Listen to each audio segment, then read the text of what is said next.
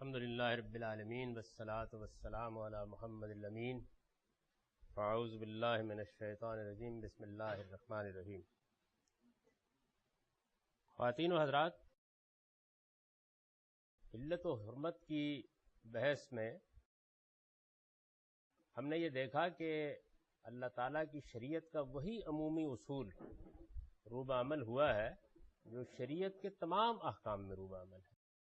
یعنی ایک وہ ہدایت ہے جو اللہ تعالیٰ نے ہمیں ہماری فطرت میں دی ہے، اور اس ہدایت کی اگر ہم کبھی خلاف ورزی کرتے ہیں اور اللہ کا پیغمبر موجود ہو، صالحین موجود ہوں، تو وہ اس پر انسان کو متبع کرتے رہتے ہیں۔ یہ چیز شریعت کے دائرے کی چیز نہیں، کیونکہ انسان کی فطرت کا معاملہ جبلت کا نہیں ہے کہ وہ اس کی خلاف ورزی نہیں کر سکتا، وہ اس کی خلاف ورزی کرتا ہے، اور بعض اوقات اس کی خلاف ورزی کے اسباب اس کے تمدن میں، اس کے تاریخی پس منظر میں، اس کی روایات میں ہوتے ہیں۔ اس کا نتیجہ یہ نکلتا ہے کہ انبیاء علیہم السلام کی طرف سے توجہ دلانے کی ضرورت پڑتی ہے، لیکن جہاں تک اللہ کی شریعت کا تعلق ہے وہ بالکل ایک الگ چیز ہے۔ یعنی شریعت تو اپنی اصل اساس پر قائم ہوتی ہے۔ انسانوں کو بحیثیت مجموعی ان کی عقل و فطرت کے تقاضوں کے بعد کیا رہنمائی درکار ہے، تو وہاں اللہ تعالیٰ یہ رہنمائی فرماتے ہیں۔ تو ہم نے یہ دیکھا کہ قرآن مجید نے جب یہ کہا کہ اللہ کی شریعت میں تو کبھی کوئی پانچویں چیز ممنوع نہیں ہوئی، ہمیشہ سے یہ چار ہی چیزیں ممنوع ہوئی۔ چنانچہ جس آیت کا ہم نے سورہ انعام میں ترجمہ کیا، اس میں بھی یہ دیکھیے کہ کل ما لا اجد فیما اوحی الی، یعنی مجھے جو وحی کی گئی ہے، جو الہام کیا گیا ہے، جو اللہ تعالیٰ کی رہنمائی مجھے دی گئی ہے، جو شریعت مجھ پر نازل ہوئی ہے، اس میں تو اس کے علاوہ کسی چیز کا کوئی ذکر نہیں۔ لیکن اس کے یہ معنی نہیں ہے کہ انسانی فطرت کے ممنوعات یہ اس میں داخل نہیں ہوں گے، وہ اپنی جگہ موجود رہیں گے۔ اس بحث کو ہم اب آخر تک پڑھ لیتے ہیں، اس لیے کہ اس میں کوئی مزید چیز ایسی نہیں ہے جس کی وضاحت کی ضرورت ہو۔ البتہ جو دو سوالات سامنے آئے ہیں ان پر میں اس کے بعد مختصر سی گفتگو کروں گا۔ تو میں نے یہ لکھا ہے کہ سور انعام کی قسم کے بہائم میں سے ہے، لیکن درندوں کی طرح گوشت بھی کھاتا ہے، پھر اسے کیا کھانے کا جانور سمجھا جائے یا نہ کھانے کا؟ وہ جانور جنہیں ہم ذبح کر کے کھاتے ہیں اگر تزکیے کے بغیر مر جائیں تو ان کا حکم کیا ہونا چاہیے؟ انہی جانوروں کا خون کیا ان کے بول و براز کی طرح نجس ہے یا اسے حلال و طیب قرار دیا جائے گا؟ یہ اگر خدا کے سوا کسی اور کے نام پر ذبح کر دیا جائیں تو کیا پھر بھی حلال ہی رہیں گے؟ ان سوالوں کا کوئی واضح اور قطعی جواب چونکہ انسان کے لیے دینا مشکل تھا، اس لیے اللہ تعالیٰ نے اپنے نبیوں کے ذریعے سے اسے بتایا کہ سور، خون، مردار اور خدا کے سوا کسی اور کے نام پر ذبح کیے گئے جانور بھی کھانے کے لیے پاک نہیں ہیں۔ یعنی اصل اصول وہی ہے، پاکیزگی، چیز کا طیب للطعام ہونا، کھانے کے لیے پاکیزہ ہونا۔ یہاں اس کی ظاہری نجاست زیر بحث نہیں ہے، کھانے کے لیے پاکیزہ ہونا، اور انسان کو ان سے پرہیز کرنا چاہیے۔ جانوروں کی حلت و حرمت میں شریعت کا موضوع اصلاً یہ چار ہی چیزیں، یعنی شریعت نے جانوروں کی حلت و حرمت میں جس چیز کو موضوع بنایا ہے، جس پر شریعت نے اپنا نقطہ نظر واضح کیا ہے، جسے اللہ تعالیٰ نے اپنے نبیوں کے ذریعے سے انسانوں کی ہدایت کے لیے متعین فرمایا ہے، وہ یہ چار ہی چیزیں ہیں۔ چنانچہ قرآن نے بعض جگہ کل لا اجد فیما اوحی الی اور بعض جگہ انما کے الفاظ میں پورے حصر کے ساتھ فرمایا ہے کہ اللہ تعالیٰ نے جانوروں کی حلت و حرمت کے باب میں صرف یہی چار چیزیں حرام قرار دی۔ یعنی اس انما کی وجہ یہ ہے، کل لا اجد فیما اوحی الی کی وجہ یہ ہے، یہ سبب ہے جس کو سامنے رکھ کر اللہ تعالیٰ نے یہ حصر کا اسلوب اختیار کیا ہے کہ میری شریعت میں تو بس یہی چار چیزیں ممنوع ہیں، باقی تمہاری فطرت ہے، ان کی بنیاد کے اوپر اصول واضح کر دیے ہیں۔ مثلا یہ کہہ دیا کہ طیبات ہی حلال ہیں، یہ کہہ دیا کہ خبائث سے اجتناب کرنا چاہیے، یہ کہہ دیا کہ احلت لکم بہیمۃ الانعام، یعنی جانوروں میں ہمارے ہاں بہائم کی قسم کے انعام ہی حلال ہے۔ یہ باتیں دوسرے مقامات پر واضح کر دی گئی، یہ فطرت کا بیان ہے، بحث پیدا ہوئی ہے تو بیان کر دیا۔ رسول اللہ صلی اللہ علیہ وسلم نے بھی اسی طریقے سے اگر یہ محسوس کیا کہ لوگوں میں کوئی اشتباہ اس فطری چیز کے بارے میں پیدا ہو رہا ہے تو اسے واضح کر دیا۔ یعنی غلطی کہاں ہوئی ہے؟ غلطی یہاں ہوئی ہے کہ ممنوعات فطرت کو ممنوعات شریعت سمجھ کر اس فہرست میں لوگوں نے خیال کیا کہ پیغمبر نے اضافہ کر دیا، درحال ہے کہ یہ چیز نہیں۔ تو اس کے بعد قرآن مجید کی وہ آیات ہیں جو اس سے پہلے میں پڑھ چکا ہوں اور ان کا ترجمہ بھی آپ کو سنا چکا ہوں۔ بعض روایتوں میں بیان ہوا ہے کہ نبی صلی اللہ علیہ وسلم نے کچلی والے درندوں، چنگال والے پرندوں اور پالتو گدھے کا گوشت کھانے سے منع فرمایا ہے۔ یہ روایتیں مسلم میں بھی ہیں اور بخاری میں بھی، ان کا حوالہ نیچے دے دیا گیا ہے۔ اوپر کی بحث سے واضح ہے کہ یہ اسی فطرت کا بیان ہے جس کا علم انسان کے اندر ودیت کیا گیا ہے، یعنی یہ بحث اگر پوری طرح سمجھ لی جائے تو یہ بات واضح ہو جاتی ہے۔ ہم اگر چاہیں تو ممنوعات کی اس فہرست میں بہت سی دوسری چیزیں بھی اسی علم کی روشنی میں شامل کر سکتے ہیں، یعنی اگر اس وقت ہم ممنوعات کی کوئی فہرست ترتیب دینا چاہیں، وہ ممنوعات جو فطرت کے ممنوعات ہیں، تو جیسے میں نے ابتدا میں بہت سی چیزیں گنوا دیں تو یہ بڑی مفصل فہرست بن سکتی ہے، بتایا جا سکتا ہے کہ یہ چیزیں تو بھائی ایسی ہیں کہ جن کو آدمی کو نہیں کھانا چاہیے۔ کتنی واضح چیز ہے بول و براز کی نجاست، کتنی واضح چیز ہے، اس کے لیے شریعت میں کچھ بیان کرنے کی ضرورت نہیں ہے۔ ہم فہرست بنائیں اگر ممنوعات فطرت کی تو بیان کر دیں گے کہ یہ چیز بھی ممنوع ہے۔ لوگوں کی غلطی یہ ہے، یعنی غلطی کہاں سے لگی؟ لوگوں کی غلطی یہ ہے کہ انہوں نے اسے بیان فطرت کے بجائے بیان شریعت سمجھا، غلطی یہاں سے لگی۔ درحال ہے کہ شریعت کی ان حرمتوں سے جو قرآن میں بیان ہوئی ہیں، اس کا سرے سے کوئی تعلق ہی نہیں ہے کہ اس کی بنیاد پر حدیث سے قرآن کے نسخ یا اس کے مدعا میں تبدیلی کا کوئی مسئلہ پیدا ہو، یعنی مسئلہ اصل میں پیدا ہی نہیں ہوتا۔ تو یہ چونکہ ان حرمتوں کو دیکھنے کا زاویہ نظر بدقسمتی سے سامنے نہیں آ سکا، تو ہمارے اہل علم اس کو اسی زاویے سے دیکھتے ہیں۔ جب اس زاویے سے معاملے کو دیکھا جاتا ہے تو پھر ظاہر ہے کہ وہ نازک سوالات پیدا ہوتے ہیں، یعنی یہ سوال پیدا ہوتا ہے کہ قرآن نے تو کہا ہے کہ 4 ہی چیزیں ممنوع ہیں، تو یہ کہاں سے آ گئیں؟ یہ سوال پیدا ہوتا ہے کہ ان حرمتوں کا کیا تعلق ہے؟ یہ سوال پیدا ہوتا ہے کہ اگر ان حرمتوں کو مان لیا جائے، اور بظاہر کوئی وجہ نہیں انکار کرنے کی، اس لیے کہ وہ بڑی بدیہی حرمتیں ہیں، یعنی آدمی کیا اس کے بعد یہ دعویٰ کر کے کھڑا ہو جائے کہ گدھے کھانا اور شیر کھانا یہ بالکل جائز بات ہے، تو یہ چونکہ صورتحال ایسی بن جاتی ہے تو ماننا بھی ناگزیر ہوتا ہے، مسئلے کو حل کرنا بھی ضروری ہوتا ہے۔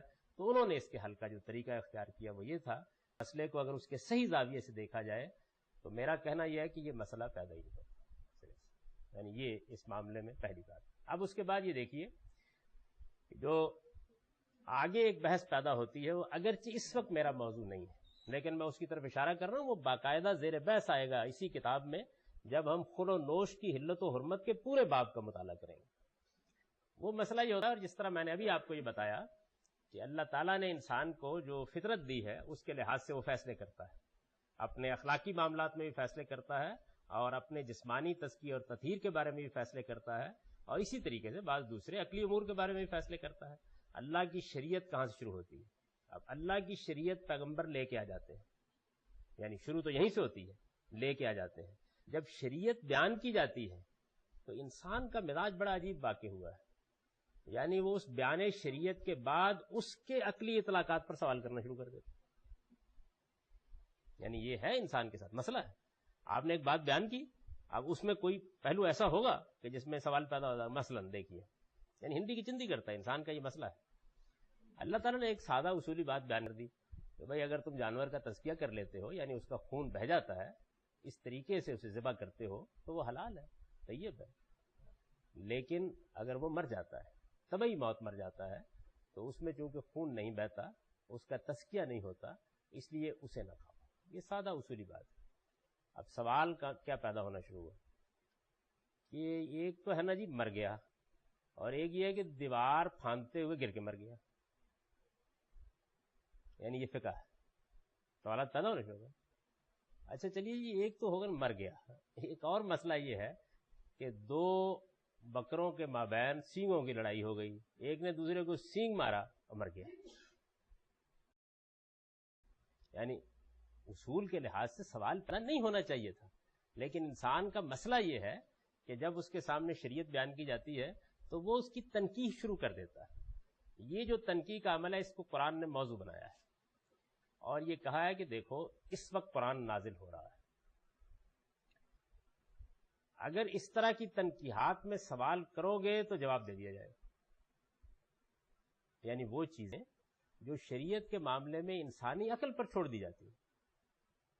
یعنی یہ بات کہ جانور اگر چوٹ کھا کے مر گیا ہے، یا جانور اگر دیوار سے گر کے مر گیا ہے، یا سینگ کسی جانور کا لگ گیا ہے اور اس سے وہ مر گیا ہے، تو یہ وہ چیزیں ہیں کہ جن چیزوں کے بارے میں انسانی عقل فیصلے کرتی رہتی ہے. اچھا، اس میں سہولت رہتی ہے. یعنی انسانی عقل کے فیصلے میں دو خوبیاں ہوتی ہیں. ایک چیز تو یہ ہوتی ہے کہ اس میں حرمت اور حلت کے سوالات نہیں پیدا ہوتے. یعنی سوال یہ پیدا ہوتا ہے کہ یہ پسندیدہ ہو جائے گا یا ناپسندیدہ ہو جائے گا. یہی محتاط اہل علم کا ہمیشہ سے رویہ رہا ہے. مثلا آپ امام مالک کی موطا پڑھیں تو اس معاملے میں بہت صحیح مقام پر کھڑے ہیں. کسی اجتہادی معاملے میں وہ یہ کبھی نہیں کہتے کہ یہ حرام ہے اور یہ حلال ہے، یا کبھی یہ نہیں کہتے کہ یہ واجب ہے یا فرض ہے. وہ یہ کہتے ہیں کہ میں اس کو پسند کرتا ہوں، میں اس کو ناپسند کرتا ہوں. یعنی وہ مکروہ کا لفظ یا پسندیدہ کا لفظ یہ استعمال کریں گے، مستحب کا لفظ استعمال کریں گے، انا احبہ، انا اکرہہ. یہ ان کا عام اسلوب ہوتا ہے، اور یہی ہونا چاہیے. تو ایک تو فائدہ یہ رہتا ہے کہ قطعی حرمت کا معاملہ نہیں ہوتا، تو انسانوں کے لیے ایک وسعت رہتی ہے اس کے اندر. یعنی اللہ تعالیٰ جواب دے دیں گے تو پھر تو کچھ نہیں ہو سکتا، بات واضح ہو جائے گی. اچھا، دوسرا جو مسئلہ اس سے انسانوں کے لیے پیدا ہو جاتا ہے وہ یہ ہے کہ جیسے جیسے یہ سوالات کیے جاتے رہتے ہیں، اللہ تعالیٰ کی طرف سے معاملہ سخت کیا جاتا ہے. یہ مزاج ہے، اس کو بتایا اللہ تعالیٰ نے. چنانچہ کیونکہ تنقید کرنے والا جو ہے وہ آخر کیوں اللہ تعالیٰ کی اس آزاد فطرت کے اوپر جا کر وہ عمل نہیں کر ڈالتا. اس کی مثال وہ گائے کا مشہور واقعہ ہے. یعنی بنی اسرائیل کو کہا گیا، سورہ بقرہ کا نام جس واقعے سے رکھا گیا ہے، تو ان سے کہا گیا بھائی گائے ذبح کر دو جا کے، مسئلہ ختم ہو جاتا. لیکن پھر اللہ تعالیٰ نے جس گائے پر انگلی رکھی اسے ذبح کرنا آسان نہیں رہا. یعنی اس پہ پھر بہت خرچ آیا، ذبح تو وہ ہو گئی. تو یہ جو دونوں چیزیں ہیں ان کو ملحوظ رکھ کے اللہ تعالیٰ یہ کہتے ہیں کہ یہ قرآن اس وقت نازل ہو رہا ہے، ان تنقیحات میں زیادہ سوالات نہ کرو. اور یہ فرمایا کہ اگر کرو گے جواب دے دیا جائے گا، اور فرمایا کہ جو جواب دیا جائے گا تسوکم، تنگی پیدا کرے گا، سختی پیدا کر دے گا. یعنی وہ پھر گراں گزرے گا، مسئلہ ہو جائے گا. بہتر یہ کہ نہ کرو، لیکن انسان کرتا ہے. اور جب کرتا ہے تو کسی آیت میں بتا دیا گیا کہ جواب تو دے دیا جائے گا، تو اللہ تعالیٰ نے پھر جواب دے دیا ہے. تو یہ جو حرمتیں ان کے بارے میں بھی کچھ عقلی سوالات پیدا ہوتے ہیں، جن کو اگر آپ اصطلاح میں بیان کریں تو آپ کہیں گے فقہی سوالات پیدا ہوتے ہیں. چار چیزیں تو بیان کر دی گئی. ان فقہی سوالات کا جب لوگوں کی طرف سے بار بار تقاضا سامنے آیا تو قرآن نے اس کا جواب دے دیا. چنانچہ یہ جوابات قرآن کی سورہ مائدہ میں آئے ہیں، بعض دوسرے مقامات پر بھی آئے ہیں. یہ کئی سوالات ہیں. یعنی یہ سوالات مردار کی مختلف نوعیتوں کے بارے میں پیدا ہوئے ہیں. یہ سوالات ایک جانور کو اگر ذبح کیا جاتا ہے، اللہ کے نام پر ذبح کیا گیا ایک صورت، اللہ کے نام کے سوا کسی اور کے نام پہ ذبح کر دیا گیا ایک دوسری صورت، اللہ کے نام پر تو ذبح کیا گیا لیکن ذبح کسی دیوی کے تھان پر جا کر کے اس کی نظر کر دیا گیا ایک تیسری صورت، اللہ کے نام پر ہی ذبح نہیں کیا گیا چوتھی صورت. یعنی یہ سوالات جو ہیں ظاہر ہے اس کے بارے میں پیدا ہو جاتے ہیں. تو یہ فقہی سوالات ہیں. قرآن مجید نے مختلف جگہوں پر اس کے جوابات دیے، اس لیے کہ لوگوں نے یہ سوالات سامنے رکھ دی، بحث پیدا ہو گئی، بار بار توجہ دلائی گئی کہ بھائی اس کو تم باری عقل پر چھوڑ دیا گیا ہے، خود کر لینا، کوئی فرق نہیں پڑتا اس میں آسانی رہے گی. ایک دوسرے کے ساتھ لڑ بھی لوگے، جھگڑ بھی لوگے، اللہ جواب دے رہا ہے تو کوئی گنجائش باقی نہیں رہے گی، اس کے جوابات دے دیے گئے. تو سورہ مائدہ کی جس آیت کی طرف ہمارے عزیز نے اشارہ کیا تھا اس میں انہی سوالوں کا جواب دیا گیا ہے. یہ سوالات اور بھی ہیں، ان کے جوابات بھی قرآن میں دیے گئے ہیں، لیکن اس وقت حلت و حرمت کی پوری بحث قرآن میں کیا ہے یہ ہمارا موضوع نہیں. یہ بحث ہم خور و نوش کی حلت و حرمت کے زیر عنوان کریں گے اپنے موقع پر جا کر. اس وقت بتانا یہ مقصود تھا کہ حدیث قرآن مجید کے ساتھ کیا معاملہ کر سکتی ہے، اور وہ بحث یہاں مکمل ہو جاتی ہے. اسی طریقے سے جو ایک دوسرا سوال تھا فطرت کے مسخ ہونے کے بارے میں، تو اس کے بے شمار اسباب ہوتے ہیں. یعنی ایسا ہوتا ہے انسانی تمدن کی تاریخ جب ہم پڑھتے ہیں تو ایک تو صورت وہ ہے جو آج دنیا میں پیدا ہوئی ہے. انسان بڑے مراحل سے گزرا ہے. یعنی ایسا ہوا ہے کہ کسی قبیلے میں ایک آدمی کو کسی کے ساتھ عشق معاشقے کی لت پڑ گئی، قبیلے کی غیرت گوارا نہیں کر رہی، مجرم کے بارے میں سزا کا فیصلہ ہو گیا، رات میں دونوں فرار ہو گئے. ایسا ہوا ہے کہ کسی مجرم کو سزا دینے کا کسی اور جرم میں فیصلہ کیا گیا، اس نے محسوس کیا کہ آج کی جیلیں اور آج کی صورتیں تو موجود نہیں تھی کہ میں اپنی جان بچا سکتا ہوں، نکل گیا.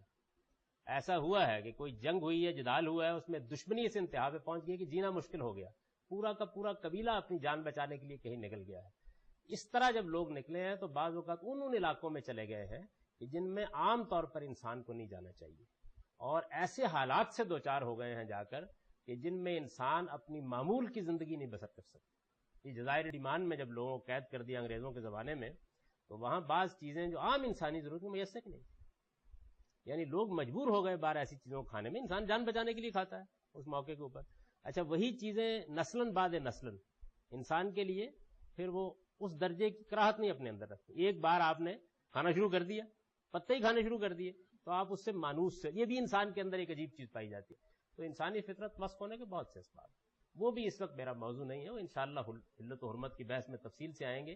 میں اس وقت جو چیز بیان کرنا چاہتا تھا وہ یہ تھی کہ ایک چیز اللہ تعالیٰ کی فطری رہنمائی ہے جو ہم میں سے ہر انسان کو حاصل ہے, اور اس رہنمائی کے تحت بھی ہم بہت سی چیزیں بیان کرتے ہیں, اخلاقی چیزیں بیان کرتے ہیں, ہم پاکیزگی کی چیزیں بیان کرتے ہیں, ہم کھانے پینے کی چیزوں کے بارے میں بیان کرتے ہیں.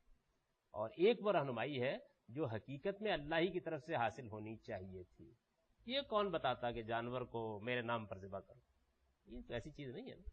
اچھا, جانور کو یہ بتا دیا کہ میرے نام پر ذبح کرو, تو پھر اگلا سوال بھی پیدا ہو گیا تھا کہ کسی اور کے نام پہ ذبح کر دیا جائے تو اب کیا کیا جائے, کھایا جائے یا نہیں کھایا جائے؟ تو ان چیزوں کو اللہ تعالیٰ نے موضوع بنا کر یہ جواب دیا. ایک مسئلہ یہ, اس مسئلے کے بارے میں اگر اس دائرے کے اندر کوئی سوال ہے تو آگے بڑھنے سے پہلے میں اس کو جواب دے دیتا ہوں. اس دائرے میں یعنی حرمت و حلت کی بحث میں بہت سے سوالات ابھی باقی ہیں, وہ اپنے موقع پر زیر بحث آ جائیں گے. اس میں فقہی سوالات بھی ہیں, اس میں قرآن کی آیتوں کے باہمی ربط بھی ہیں, وہ انشاءاللہ ہم زیر بحث لائیں گے. لیکن اس دائرے میں کہ حدیث میں جو بات بیان ہوئی ہے اس کا اثر قرآن پر کیا پڑتا ہے, تو میں نے جس چیز کو اسٹیبلش کرنے کی کوشش کی اپنے حقیر علم کے حد تک وہ یہ صحیح ہے کہ میں اس اپروچ میں منفرد ہوں, لیکن آپ اس کا جائزہ لے سکتے ہیں علمی اور عقلی لحاظ سے کہ اس کی نوعیت کیا ہے, اس سے وہ مسئلہ فی الواقع حل ہوتا ہے یا نہیں حل ہوتا. اب اس کے بعد ایک دوسری بحث کو لیجئے اگر کوئی سوال نہیں ہے تو.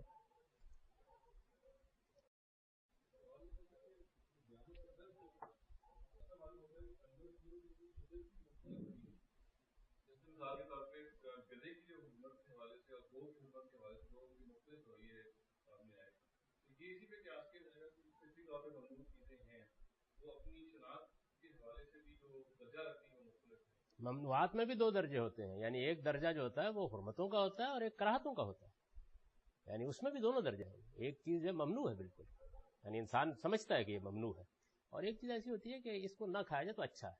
نبی صلی اللہ علیہ وسلم نے اپنے رویوں سے دونوں چیزوں کو واضح کیا. یعنی گو کے بارے میں یہ کہ میں نہیں پسند, یہ مجھے اچھی نہیں, میں نہیں کھاتا, یعنی آپ نے اس سے اپنی طبعی کراہت کا اظہار کیا ہے. اور عربوں کا مزاج یہی ہے. سیدنا خالد نے وہ پلیٹ آپ کے سامنے سے کھینچی اور نہایت رغبت کے ساتھ آپ کے سامنے بیٹھ کے کھا لیا, تو آپ نے اس پر کوئی تیر بھی نہیں. ٹھیک,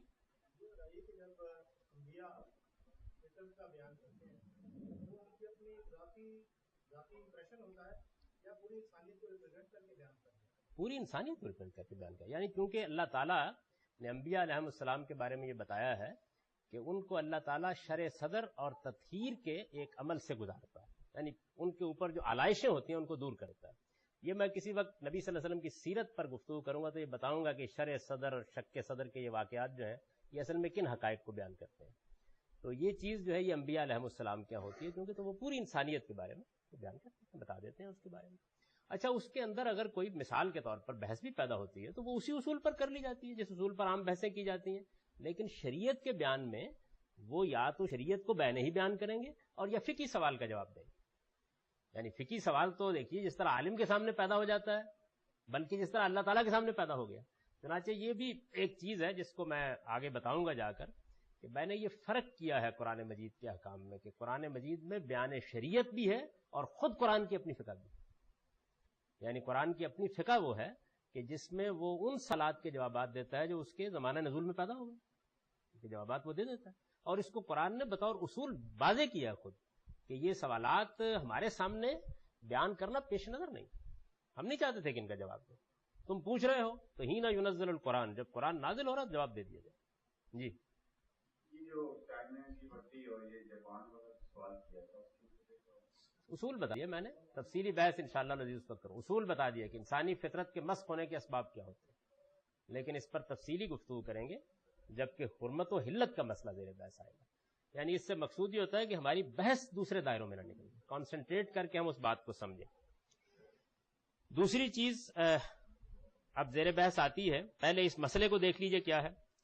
یعنی جب تک وہ مسئلہ واضح ہوگا کہ پیچیدگی کیا پیدا ہوئی ہے. یہ اصل میں پیچیدہ مسئلے ہیں جو لوگوں کے سامنے آ گئے قرآن و حدیث کے باہمی تعلق میں، یا یوں سمجھ لیجئے قرآن اور پیغمبر کے باہمی تعلق میں.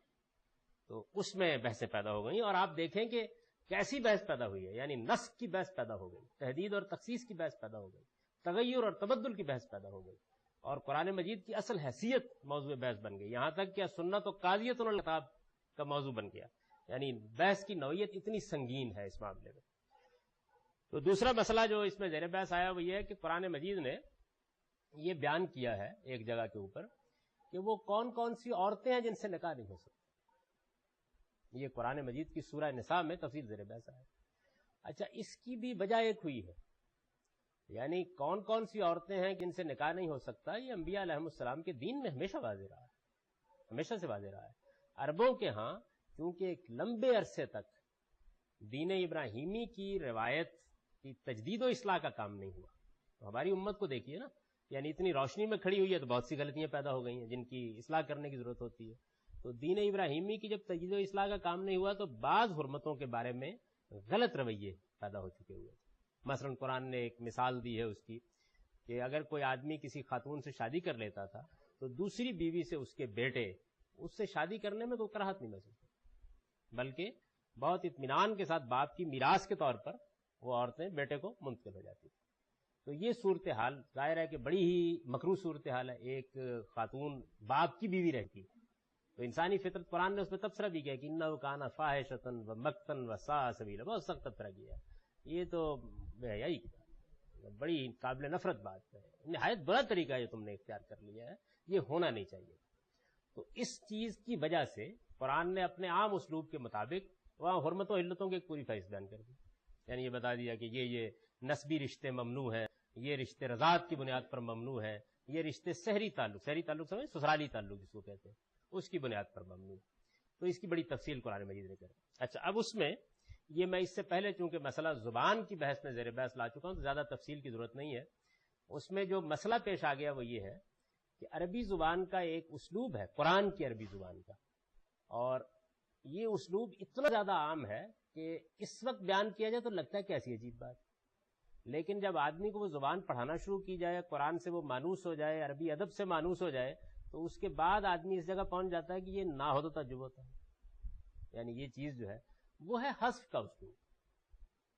یعنی جس چیز کو الفاظ میں بیان کرنے کی ضرورت نہیں ہے اس کو نہیں بیان کیا. جس چیز پر جملے کے اندر کوئی لفظ دلالت کر دیتا ہے اور ایک ذہین آدمی اس کو سمجھ سکتا ہے اسے نہیں بیان کیا. جو چیز جملوں کے باہمی ربط سے سمجھی جا سکتی ہے اس کو نہیں بیان کیا جائے.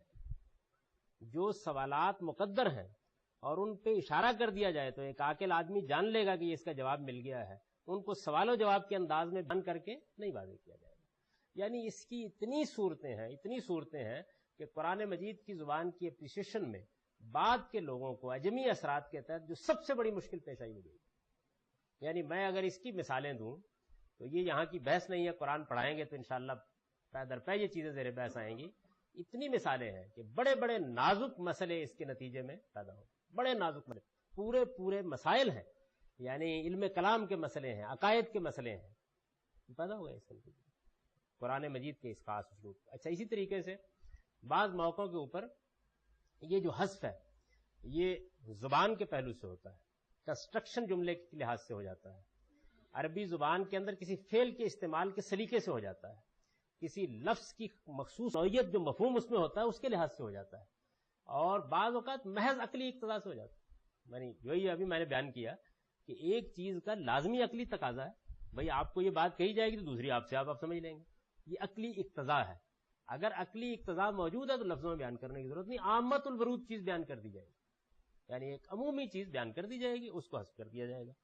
تو یہ اسلوب اصل میں وہاں، یعنی قرآن کی جو 2 آیتیں ہیں جو مسئلہ بنی ہیں کہ ان میں اللہ تعالیٰ نے فہرست بیان کی کہ یہ عورتیں ممنوع ہیں، یہ عورتیں یعنی نکاح کے لیے یہ عورتیں ممنوع ہیں، یہ عورتیں ممنوع ہیں، یہ عورتیں ممنوع ہیں. ان میں 2 باتیں ایسی بیان کر دیں کہ جن باتوں کا عقلی اقتضا بعض اور کو شامل کرتا ہے، اس کو الفاظ میں بیان نہیں کیا. اچھا، چونکہ صورتحال بھی یہ تھی کہ شروع یہاں سے کیا کہ حرمت علیکم امہاتکم، یعنی یہاں سے شروع ہوئی آیت، تم پر تمہاری مائیں حرام کی گئی ہیں اور بہنیں، اور اس کے بعد پوری فہرست، اور ختم کیا تو یہ کہا احل لکم ما وراء ذالکم، اس کے علاوہ سب حلال. تو ایک طرح کا وہی حسر یہاں بھی پیدا ہو گیا تھا، یعنی گویا ایک فہرست بیان کی اور آخر میں یہ بات کہہ دی. اب نبی صلی اللہ علیہ وسلم نے ان عقلی اقتضاءات کو بیان کر دیا جو بالکل بدیہی عقلی اقتضاءات ان کو بیان کر دیا. ان کو بیان کر دیا تو لوگوں نے یہ خیال کیا کہ قرآن مجید کی فہرست میں رسول اللہ صلی اللہ علیہ وسلم نے اضافہ کر دیا، یعنی جو چیز غلطی کا باعث بن گئی. عربی زبان میں آپ یعنی اس کو دیکھیں گے تو آپ کہیں گے بھائی اللہ میاں نے کیوں نہیں بیان کر دیا. سوال یہ ہے کہ اللہ میاں 50 جگہوں پر اور یہی کر رہے ہیں، یعنی ان کی بات کرنے کا طریقہ یہی ہے، زبان کا اسلوب یہی ہے. ابھی رات ہی میں ایک مجلس میں بیٹھے ہوئے بتا رہا تھا کہ قرآن مجید میں سورہ آل عمران کی ایک آیت کے اندر 3 جملے ہیں، اور ان 3 جملوں کے درمیان میں ذہنی مقدرات حذف کر دیے. ذہنی مقدرات یہ بھی قرآن مجید میں ایک عجیب چیز ہے. یعنی میں آپ گفتگو کرتے ہیں تو حاضر کے عالم ہے نا، یعنی زیادہ سے زیادہ کیا ہوا کہ آپ کے چہرے کے اوپر اگر سوال محسوس ہوتا ہے تو جواب دے دیں گے. تو اللہ تعالیٰ تو عالم الغیب ہے، یعنی وہ گفتگو کر رہے ہوتے ہیں، ذہن میں خطرہ گزرتا ہے آدمی، خدا گفتگو کر رہا ہے نا، تو مخاطبین کے ذہن میں ایک خطرہ گزرتا ہے یا سوال ایک پیدا ہوتا ہے یا ایک الجھن پیدا ہوتی ہے، بغیر اس کا حوالہ دیے اگلے جملے میں جواب دے دیا جاتا ہے. یعنی اب ان دونوں جملوں کے باہمی تعلق میں یہ گیپ واقع ہو گیا. ایک چیز بیان ہو رہی تھی، جب وہ بیان کرتے کرتے درمیان میں ایک ذہنی خطرے کو اللہ تعالیٰ نے، وہ جانتے ہیں نا اس بات کو، محسوس کیا، اور اس مقدر سوال کا جو پیدا ہو سکتا تھا یا پیدا ہو گیا تھا یا اللہ تعالیٰ نے جان لیا کہ پیدا ہو گیا، تو جواب دیا. قرآن مجید میں یہ مسئلہ زیر بحث آیا ہے اس آیت میں جو سورہ آل عمران کی آیت ہے، اور ایک مشکل آیت بن گئی اسی کے نتیجے میں. وہ مسئلہ یہ زیر بحث آیا کہ اللہ تعالیٰ یہ کر رہے ہیں کہ رسول اللہ صلی اللہ علیہ وسلم کے زمانے میں پے در پے ایسی آزمائشیں آ رہی ہیں. اس کو بیان کیا اللہ تعالیٰ نے کہ جب پیغمبر کی بعثت ہوتی ہے، یعنی رسول کی بعثت ہوتی ہے، تو کچھ خصوصی نوعیت کی آزمائشیں نازل کر دی جاتی ہیں. جیسے قرآن نے بیان کیا اصول کے طور پر کہ صحابہ کرام کو خطاب کر کے کہ وَلَنَبْلُوَنَّكُمْ بِشَيْءٍ مِّنَ الْخَوْفِ وَالْجُوعِ وَنَقْصٍ مِّنَ الْأَمْوَالِ وَالْأَنفُسِ وَالثَّمَرَاتِ. یعنی اب یہ جو اس وقت صورتحال پیدا ہو گئی ہے، اس میں بعض آزمائشیں ایک خاص حد تک لازماً آنی، یعنی یہ اس آیت میں بیان کیا گیا. یہ عمومی قانون نہیں ہے، یہ بیان کیا گیا اس کے بارے میں. اچھا، اب یہ آزمائشیں کیوں آتی ہیں؟ سوال ہے نا، یعنی کیوں آتی ہیں؟ اللہ تعالیٰ کہتے ہیں کہ چونکہ مجھے رسول کے بعثت کے بعد دینونت برپا کرنی ہوتی ہے، یعنی چھوٹے پیمانے پہ قیامت برپا کرنی ہوتی ہے، تو اس لیے قیامت کے دن کیا ہوگا؟ قیامت کے دن یہ ہوگا کہ پہلے اللہ تعالیٰ اعمال کے لحاظ سے، ایمان کے لحاظ سے لوگوں کو الگ الگ کریں گے. مخلصین الگ ہوں گے، مومنین الگ ہوں گے، کفار الگ ہوں گے، مشرکین الگ ہوں گے، یہ کریں گے. دنیا میں یہ کام کیسے کیا جائے؟ وہاں تو اللہ تعالیٰ کی میزان لگے گی. تو اللہ تعالیٰ کہتے ہیں کہ میں آزمائش برپا کرتا ہوں اس درجے کی کہ وہ الگ الگ کر دیتے ہیں، یعنی اس کا طریقہ یہ ہے. تو اس کو بیان کیا اللہ تعالیٰ نے، یعنی آزمائشیں کیوں آ رہی ہیں. سوال یہ ہے، شروع یہاں سے کیا کہ ما کان اللہ لیذر المؤمنین علی ما انتم علیہ، یعنی اللہ تعالیٰ جو تمہاری عمومی صورتحال ہے اس پر چھوڑیں گے نہیں، حتی یمیز الخبیث من الطیب، جب تک کہ تمہارے بروں کو اچھوں سے الگ نہ کر دیں.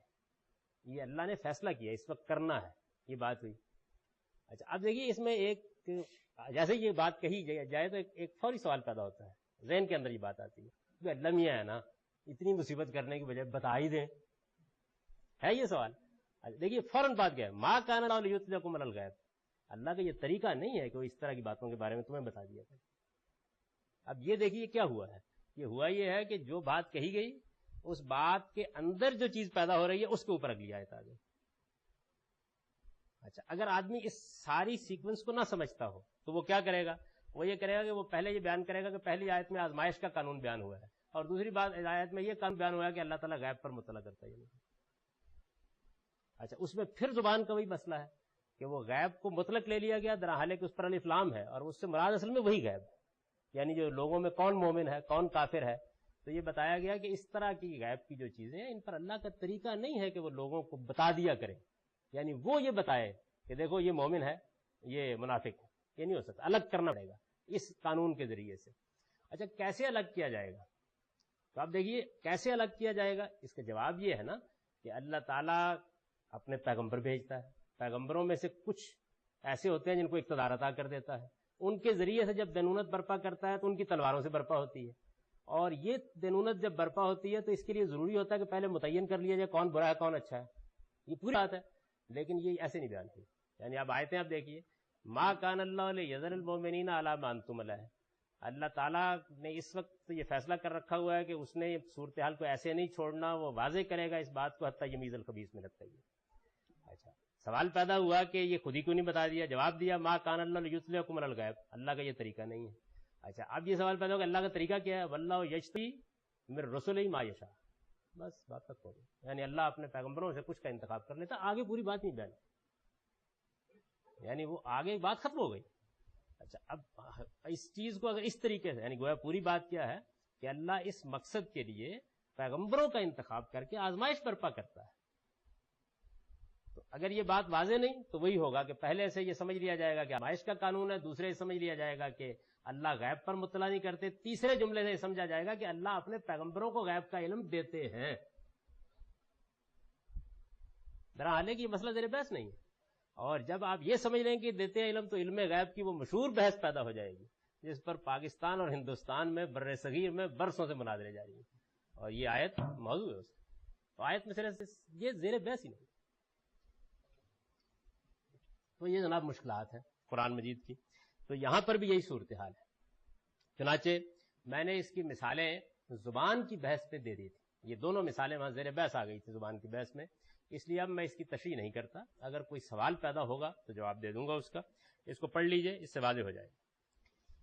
قرآن جس زبان میں نازل ہوا ہے اس کا عام اسلوب ہے, اس کا عام اسلوب ہے. یعنی یہ بات بربنائے بیت نہیں ہے, بلکہ قرآن کی زبان جب لوگ پڑھتے ہیں تو یہ بات بالکل واضح ہو جاتی ہے. اس کا عام اسلوب ہے کہ الفاظ و قرائن کی دلالت, کہ الفاظ و قرائن کی دلالت یعنی لفظ کسی چیز پر دلیل بن رہا ہوتا ہے, یا کوئی قرینہ کلام میں ایسا ہوتا ہے جو کسی چیز پر دلیل بن رہا ہوتا ہے, کہ الفاظ و قرائن کی دلالت اور حکم کے عقلی تقاضے جس مفہوم کو آپ سے آپ واضح کر رہے ہوں اسے الفاظ میں بیان نہیں کیا جاتا.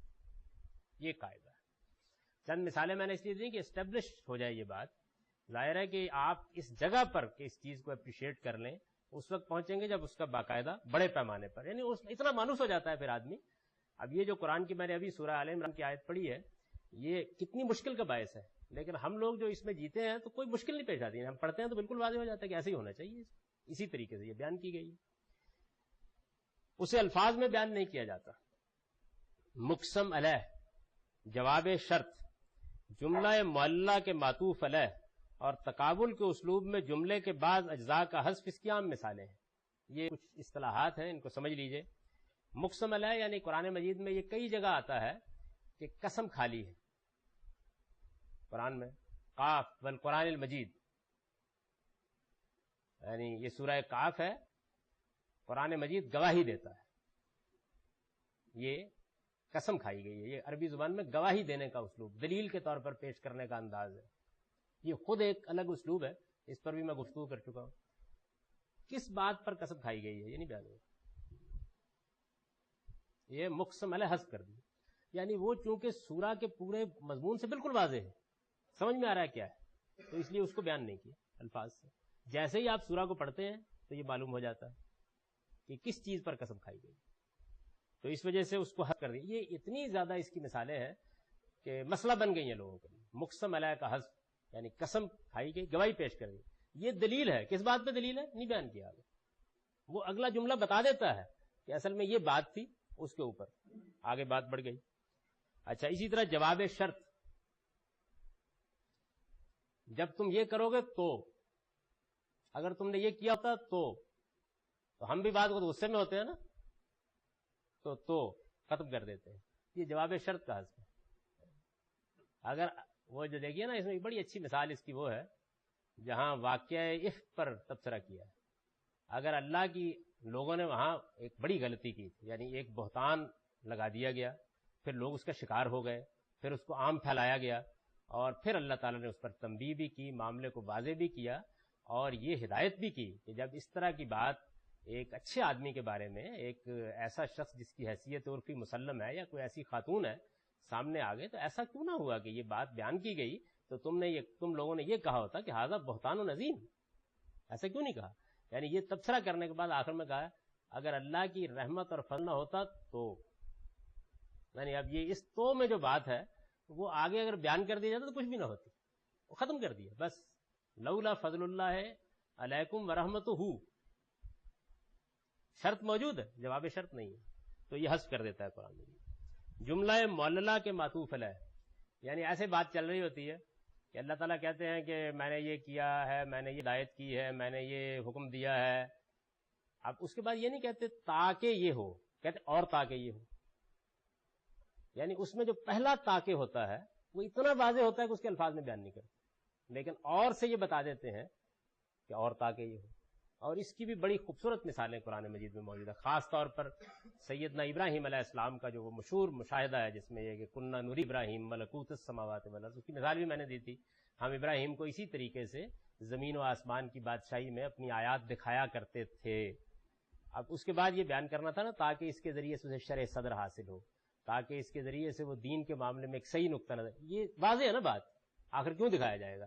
یہ نہیں کہا وَلَا يَكُونَ مِنَ الْمُوقِنِينَ، یعنی فوراً بعد اس کے آگے اور اس لیے تاکہ وہ یقین کرنے والوں سے. یہ زائد بات ہے، یعنی پہلی بات کو حذف کر دیا، وہ واضح ہے کلام سے، اس کو نہیں بیان کیا. یہ جملہ معللہ کا معطوف علیہ ہے، یعنی فنی زبان میں بیان کریں گے جملہ معللہ کون سا ہوتا ہے جس میں وجہ بیان کی جائے. تاکہ والا جملہ معللہ ہے، اور اس کا معطوف علیہ کیا ہے؟ یعنی اس میں ایک اور ہوگا، اس اور سے پہلے کا جملہ وہ معطوف علیہ ہو جائے گا، اس کا تو حذف کر دیں گے. اچھا، تکابر کے اسلوب میں جملے کے بعض اجزاء کا حذف، یعنی ایک جملے کے اندر کچھ حصے بیان کر دیے، دوسرے میں کچھ دوسرے حصے بیان کر دیے، دوسروں سے یہ سمجھ لیجئے، ان سے وہ سمجھ لیجئے. جس کی وہ مثال میں نے یہاں دے بھی دی ہے، اور اس وقت بھی آپ کو لکھ کر دے دی تھی کہ اس کو دیکھیے اس میں کس خوبی کے ساتھ ایک حصے کے اندر کے اجزاء حذف کر دیے، پھر دوسرے حصے کے اجزاء حذف کر دیے. تو یہ عام مثالیں ہیں، یعنی چند اس لیے میں نے واضح کر دی کہ جب بھی کوئی آدمی عربی زبان سیکھنا چاہے قرآن مجید کی تو اس پر یہ بات واضح رہنی چاہیے. سورہ نساء کی آیت میراث میں مثال کے طور پر فوق اثنتین سے پہلے اثنتین کا حذف ہوا ہے، یعنی دو بہنوں کا حصہ بیان کرنا ہے، دو سے زیادہ کا بھی بیان کرنا ہے، ایک کا بھی بیان کرنا ہے، ایک کا کر دیا، دو سے زیادہ کا کر دیا، دو کو حذف کر دیا. یعنی یہ طریقہ وہ میں بیان کر چکا ہوں کیسے کیا ہے. مثال کے طور پر فوق اثنتین سے پہلے اثنتین، فلأمہ الثلث کے بعد ولأبیہ الثلثان، اور فلأمہ السدس کے بعد ولأبیہ، یا اس کے ہمانی الفاظ، یہ یعنی پورے پورے ٹکڑے ہیں جو میراث کی آیتوں میں حذف ہو گئے. اور جب وہ حذف ہو گئے ہیں اور نہیں سمجھے گئے تو پھر اس کے نتیجے میں پورے حصے درہم ہو گئے.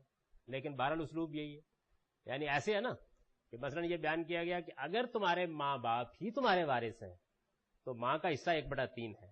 یہ کہنے کی ضرورت نہیں ہے کہ باقی باپ کا، اس کی وجہ یہ ہے کہ جب یہ کہہ دیا کہ اگر ماں باپ ہی وارث ہیں تو قرآن نے اس کو الفاظ میں بیان نہیں کیا. اب نہیں بیان کیا تو پھر وہ مسئلہ پیدا ہو جاتا ہے، یعنی باپ کا حصہ ایک صورت میں یہ بن گیا کہ ماں کا 1/6 لوگوں نے بنا دیا، وہ تو بیان ہوا ہے، اور 5/6 باپ کے، پورا نظام درہم برہم اس سے ہو جاتا ہے. درحال کہ وہاں پر جو جملہ ہے وہ یہ ہے کہ اگر بہن بھائی ہوں تو ماں کا حصہ وہی 1/6. اب یہ کہنا تھا نا اور باپ کا ہی وہی، تو باپ کا بھی وہی، یہ نہیں کہا، الفاظ میں نہیں کہا. اور جب نہیں کہا تو لوگوں نے کہا کہ ماں کا تو 1/6 بیان ہو گیا، تو باقی کتنا رہ گیا؟ 5/6، تو دے دیا انہوں نے اس کو. تو یہ میں نے اس کی مثالیں بیان کر دی. سورہ نساء کی آیت 127 میں، یہ آیت بھی بڑی دلچسپ آیت ہے، یعنی سورہ نساء میں یہ 127 4 نمبر سورہ کی آیت ہے. اس میں بڑی دلچسپ چیز یہ ہے کہ جو سوال پیدا ہوا ہے اس کا جواب دینا شروع کیا، اور جواب دو ہیں. ایک سوال پیدا ہوا بیوہ عورتوں کے بارے میں. بیوہ عورتوں کے بارے میں ایک سورہ کے شروع میں قانون بیان کیا گیا تھا، خاص طور پر وہ بیوہ عورتیں جن کے یتیم بچے ہوں. تو یتیم بچے ایک ہیں اور بیوہ عورتیں ایک ہیں. کچھ مسئلے ان کے بارے میں، کچھ ان کے بارے میں ہیں. بیوہ عورتوں کے بارے میں سوال کا جواب بھی دینا ہے اور یتیموں کے بارے میں بھی دینا ہے. بیوہ عورتوں کے بارے میں سوال کو شروع اس طریقے سے کیا ہے کہ اب جواب کی ضرورت باقی نہیں رہی، تو کیا کیا ہے؟ یتیموں کے بارے میں جواب دے کے بات ختم کر دی. یعنی سوال کو شروع کرنے کا اسٹائل اس طرح کا اختیار کیا ہے کہ وہ سمجھ میں آ جاتا ہے بالکل کہ یہ تو یہی بات کہنی تھی. اچھا، وہ کیوں کیا گیا ہے؟ یعنی اس کے اپنے اپنے فائدے ہوتے ہیں. ایسا ہوتا ہے نا کہ بعض اوقات کہ ایک آدمی اصل میں, یعنی سوال کیا تھا, سوال یہ تھا کہ بیوہ عورتیں جو ہم نکاح تو کر رہے ہیں ان کے یتیموں کی پرورش کے لیے, تو مہر کیوں دیں؟ ہے نا خست انسان کے اندر یہ, یعنی وہ اللہ میاں نے یہ بات جو ہے بیان کرنی ہے کہ بڑی نامعقول حرکت کر رہے ہیں, تو یہ واضح نہ ہوتی اگر جواب دے دیا جاتا کہ مہر دو, یہ نہیں کہا, بلکہ شروع بات اس طریقے سے کی کہ آدمی پر واضح ہو گیا کہ وہ بہت احمق ہے یہ سوال کر کے, تو سوال کی حماقت واضح کر کے وَأَن تَقُومُوا لِلْيَتَامَى بِالْقِسْطِ, وَأَن تَقُومُوا, یعنی وہ واو ایک داخل کی اور یہ اگلا حصہ ختم کر دیا اس کے اندر سے, معطوف علیہ اسی اسلوب پر حذف کیا گیا ہے. تو یہ قرآن مجید کی زبان کے بعض نازک پہلو. سورہ انعام 6 نمبر سورہ ہے, اس میں ایک آیت اس طرح آئی ہے وَمَا مِن دَابَّةٍ فِي الْأَرْضِ وَلَا طَائِرٍ يَطِيرُ بِجَنَاحِهِ إِلَّا أُمَمٌ أَمْثَالُكُمْ, اور کوئی جانور نہیں جو زمین پر اپنے پاؤں سے چلتا ہو, اور کوئی پرندہ نہیں جو فضا میں اپنے دونوں بازوؤں سے اڑتا ہو, مگر یہ سب تمہاری ہی طرح امتیں ہیں. یہ قرآن نے کہا ہے. اب یہ جو ترجمہ میں نے کیا ہے اس کے مکمل الفاظ جو ہیں وہ ہیں نہیں اصل میں اس کے اندر, یعنی اور کوئی جانور نہیں جو زمین پر چلتا ہو اپنے پاؤں سے, یہ الفاظ نہیں ہیں, اور کوئی پرندہ نہیں جو فضا میں اپنے دونوں بازوؤں سے اڑتا ہو. دونوں بازوؤں سے اڑتا کے الفاظ ہیں لیکن فضا میں کے الفاظ نہیں ہیں اصل میں.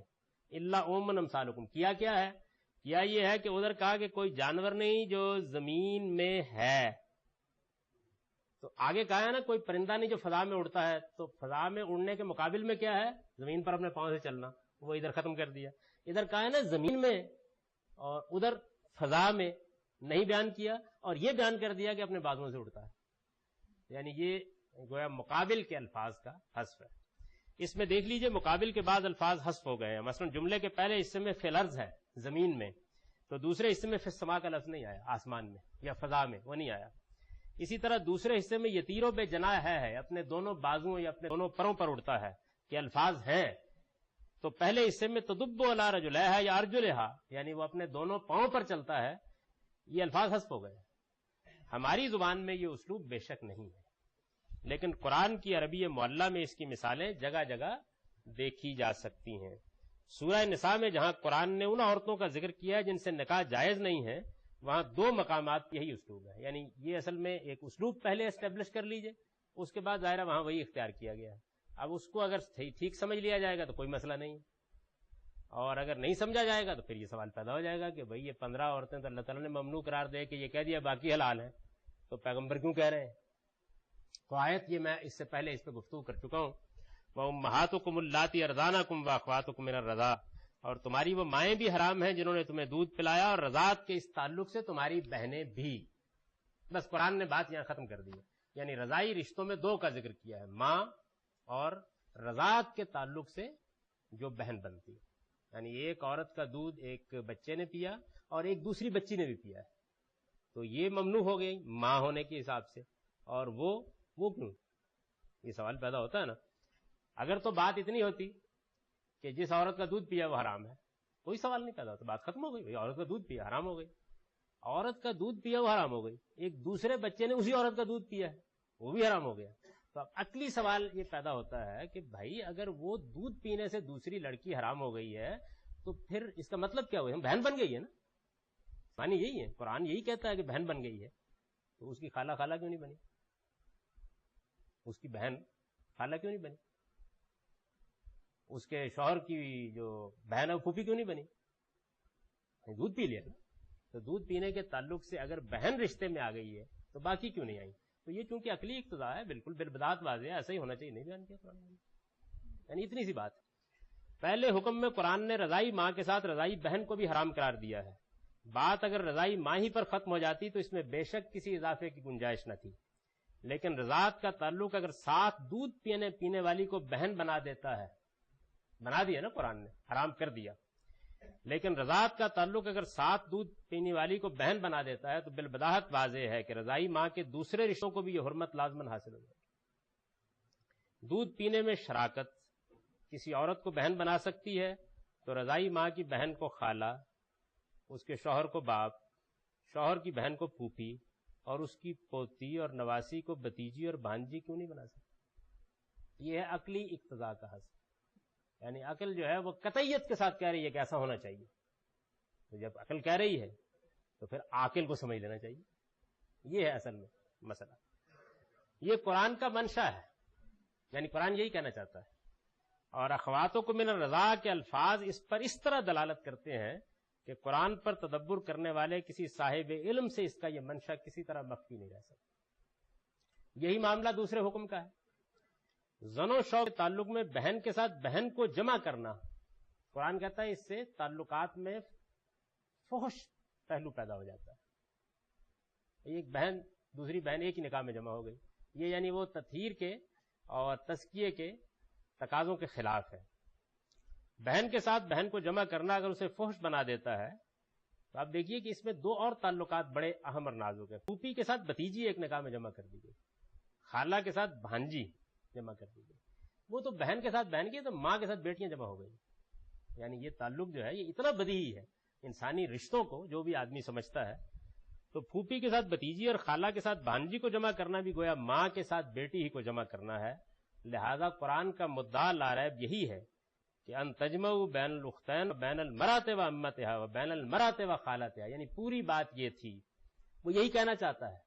لیکن بین الاختین کے بعد یہ الفاظ اس نے اس لیے حذف کر دیے ہیں کہ مذکور کی دلالت اپنے عقلی اقتضاء کے ساتھ اس محذوف پر ایسی واضح ہے کہ قرآن کے اسلوب سے واقف اس کا کوئی طالب علم اس کے سمجھنے میں ہرگز غلطی نہیں کھا سکتا. یعنی یہ عقلی اقتضاء کا حذف ہے. ایک چیز بداہتاً بالکل ویسی ہے جیسی کہ ممنوع قرار دی گئی ہے، اس کو الگ کرنا ممکن نہیں ہے. تو ظاہر بات ہے کہ اس کو بیان نہیں کیا جائے گا. چنانچہ دیکھیے رسول اللہ صلی اللہ علیہ وسلم نے اس معاملے میں صرف دو باتیں کہی اور دونوں میں صرف اس کو واضح کیا. نبی صلی اللہ علیہ وسلم نے فرمایا ہے یحرم من الرضاع ما یحرم من الولادہ، ہر وہ رشتہ جو ولادت کی بنا پر حرام ہے رضاعت کے تعلق سے بھی حرام ہو جاتا ہے. بات وہی ہے جو اوپر بیان ہوئی. دوسری بات فرمائی لا یجمع بین المرأۃ و امتھا ولا بین المرأۃ و خالتھا، عورت اور اس کی پھوپھی ایک نکاح میں جمع ہو سکتی ہے، نہ عورت اور اس کی خالہ. یعنی یہ گویا عقلی اقتضاء کو نبی صلی اللہ علیہ وسلم نے بیان کر دیا.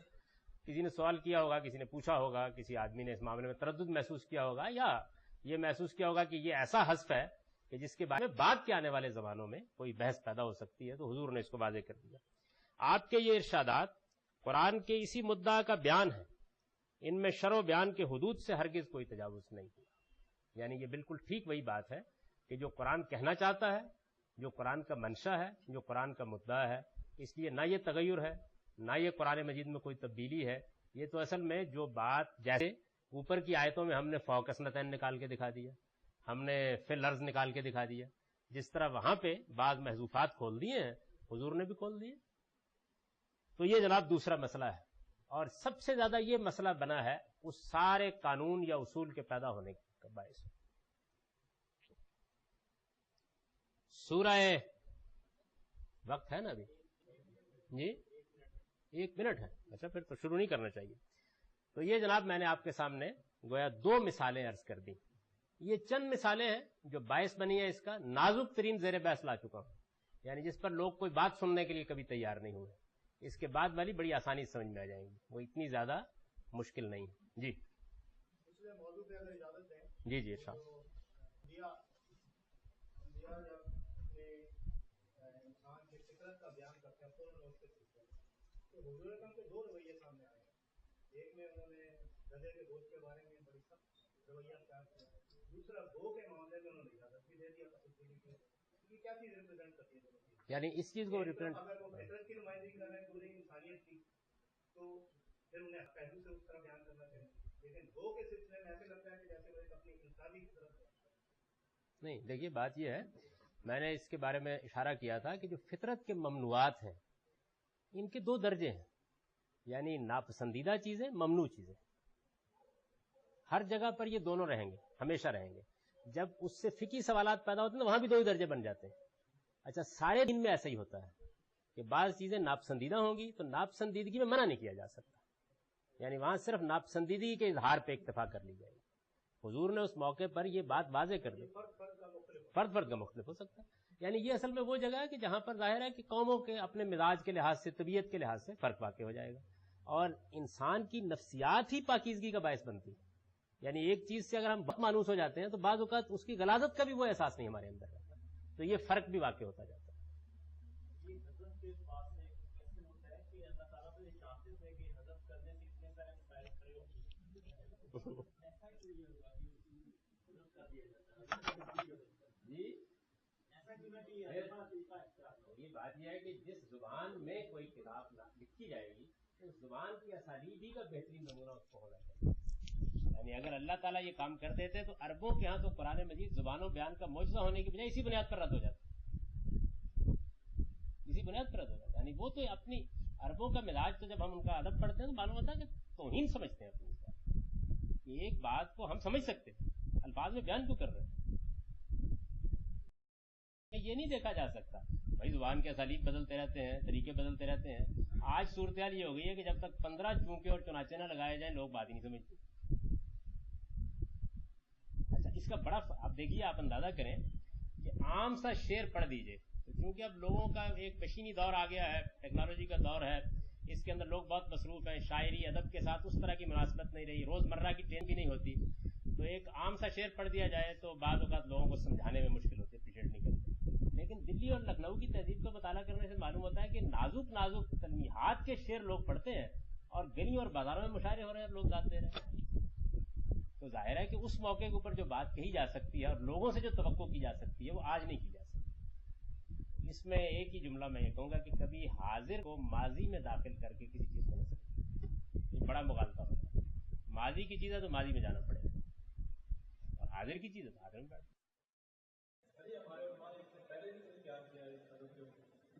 حذف کے اصول کو تو سب بیان کرتے ہیں، حذف کے اصول میں کیا کیا اطلاقات ہیں یہ اصل میں مسئلہ ہے. یعنی ایسا نہیں ہے کہ حذف کا اصول نہیں سب مانتے، وہ تو مانتے ہیں، لیکن یہ کہ اس میں کتنی وسعت ہے، وہ کہاں کہاں اس کا اطلاق ہوتا ہے. اس میں ایسے لگتا ہے کہ جیسے یہ جو انہوں نے سوال کیا نا یہی صورتحال ہے، وہ کہتے ہیں نہیں ہونا چاہیے، اس وجہ سے بڑا کم اس کو وہ گوارا کرتے ہیں. جبکہ عربی زبان قرآن کی پڑھے تو معلوم ہوتا ہے بہت ہونا چاہیے. یعنی اس میں زیادہ اور کم کا مسئلہ ہے. ان جگہوں پر تو بالکل اپریشیٹ نہیں کرتے. سر آپ انشاءاللہ